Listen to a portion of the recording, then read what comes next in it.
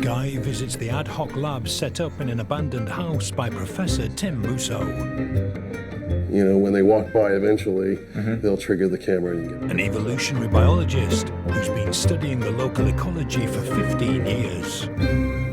You know, the impression that we're given that anywhere in and about Chernobyl is like the Garden of Eden. You know, it's brimming with animals and they're thriving. Is that the case? There's an element of truth to it. The animals are doing much better than if there were normal hunting pressures. Okay. Most of the other mammals that we've looked at show a pretty steep drop-off in the more radioactive areas. And the ones that we do find in the radioactive areas have much higher rates of tumors and smaller brains. You are doing some research. These are some insects that occur commonly here. They're called firebugs. Right. And this shows the variation in abnormalities. So this would be dead normal? Pretty normal. As you would see somewhere else in the world.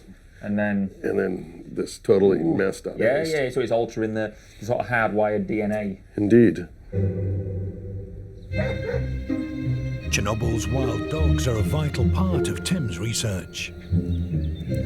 Descended from the pets that were left behind during the evacuation, over the last year, he has tagged 500 with dosimeters. With the help of a local vet, today's aim is to catch some. Hey up, this man wants to be on the telly. Learning how animals deal with prolonged exposure to radiation could be of interest to astronauts. You know, one of the biggest hazards associated with space travel is this massive dose of radiation you get while you're in space. We discovered fairly early on that nobody had done this kind of research before. 2 sedated dogs are now ready to have their dosimeters removed. So this is with the crystals that's been gathering all the radiation information. Crystals in there. And sent back to the lab for analysis. Hey up, mate. You're all right, mate. Multiple visits will be needed to chart their health over time. Yep, good. Okay. These boys are wet up with a thick head, weren't they? What did we do last night? He's waking up. Yeah. What's happening, mate? Hey, buddy. Yeah. Good boy. Do you think you can climb the tree? yeah, I'm all right. Tree climbing, mate. Okay. I look like a plonker with me camera on my head. Yeah. More of a plonker. Tim has one other task for Guy to help with out in the field. Fixing new camera traps in the most notorious radiation hotspot of all, the so-called Red Forest. And you know, in some of these areas, a millisievert an hour is the dose that you would get, which is if you spend 3 hours in the Red Forest, you get a whole year's worth of natural radiation. They're less than a mile from the power plant. Wind blew radiation in this direction, and its effects can still be seen.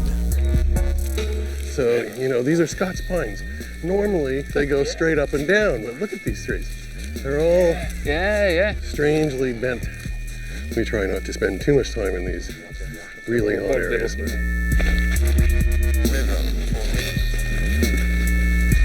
What Guy is doing is not recommended. He's gonna have to wash his hands when he's done. Okay, don't fall out of the tree. Right, do you think you can pass the camera up to us then? And then... Yep, it's coming. Cheers, mate. Right, okay, that way up. Yeah, it looks good. There you go. On the way down, Guy rips his overalls. Yeah. He has to be immediately scanned. Sorry, boy. Sorry that. On this occasion, it seems he's got away with it.